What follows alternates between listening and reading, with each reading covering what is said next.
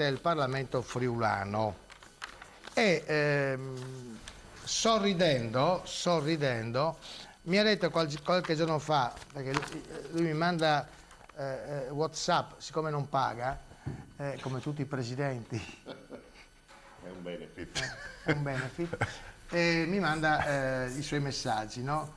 Che sono anche, diciamo così, cioè filosofici, nel senso entra dentro al problema anche con un sorriso, ed è molto bello, no? Mi diceva, sono arrivato a Pofabbro per trascorrere una domenica nella casa di mia mamma, no, No, ho fatto un giretto. Ah, un giretto, no, allora forse era era un'altra persona che mi ha detto la stessa cosa. Andava in vacanza mia nonna in quell'albergo. Andava in vacanza, sì, esatto, e mi ha detto, mi ha scritto, però a un certo punto mi sono ritrovato a Pofabbro e pensavo di essere in Congo. È vero? Sì, perché praticamente c'è un albergo lì prima di arrivare a Pofabbro che praticamente è stato riempito di clandestini.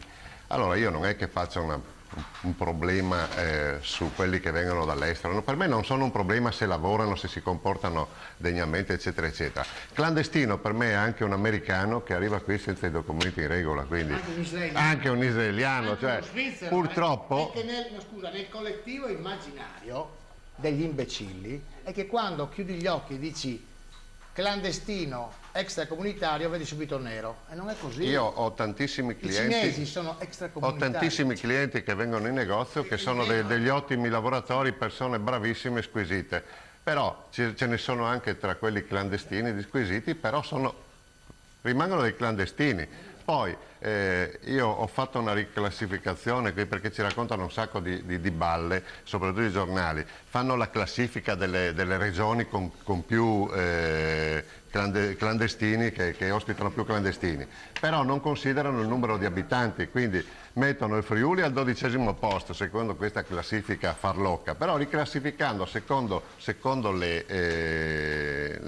numero degli abitanti noi siamo esattamente al 7° posto. Sì, il Veneto è al 19°. La stessa Serracchiani, in base a quei dati lì, si è inviperita perché quei dati lì sono riferiti a clandestini che dalla Sicilia arrivano da noi, mentre non tengono conto dei tanti clandestini che arrivando dai Balcani, che ne arrivano anche di più, trovati a Paolaro, allora li mettono, il Molise è il primo in questa classifica, li mettono a Molise, a Paolaro, in Piancavallo, perché evidentemente non fanno danni elettorali collaterali, no? Nel senso che poca gente, magari buona gente, perdono quei 4 voti, pazienza, insomma, no? Bene, grazie Presidente, grazie a Gianni Sartor. Allora,